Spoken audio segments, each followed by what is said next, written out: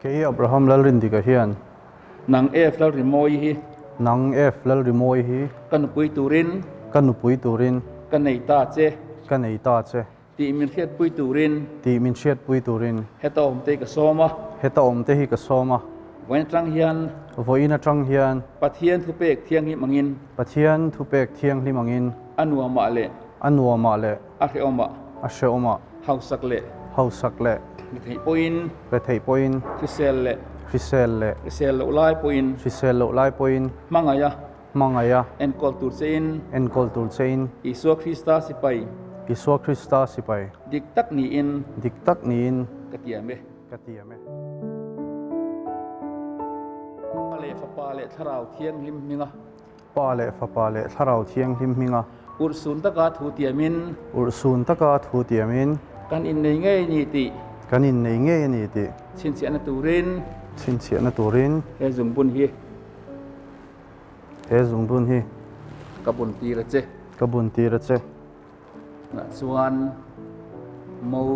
in apun tir vel ngalanga pa le tharau thiang lim minga ursun taka thu tiamin kan in nei nge ni ti chin chiana turin he zumbun hi kabun tira che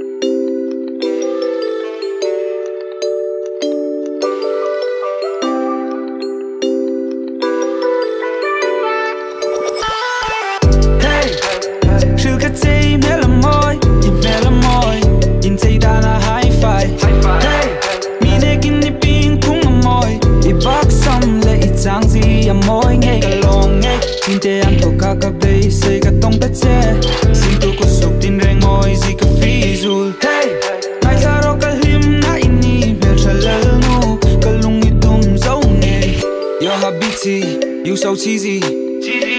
ukulele iper thim kati amoy lazai zantin kangai it's 3 AM already come to nail and text sweat or gain weight ngai ven on me angin no matter what you're pretty in my eyes sing dan can you track I'm over babe we gon' Netflix and chill I'm a cool sweet come for you and we gon' stay up all night lengthen the kunzo you don't wanna pray for nang inong kan hem na Aizawl ya ka shot na I'm madly falling for you it's triggering so yeah it comes like my way stay the kuma jing ding kang en te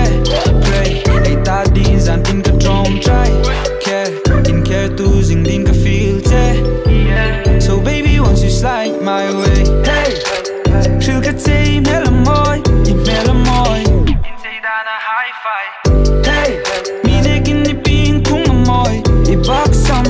Zang zi amoy ngay ka long ngay tin te am thok ka bay say ka tong ta che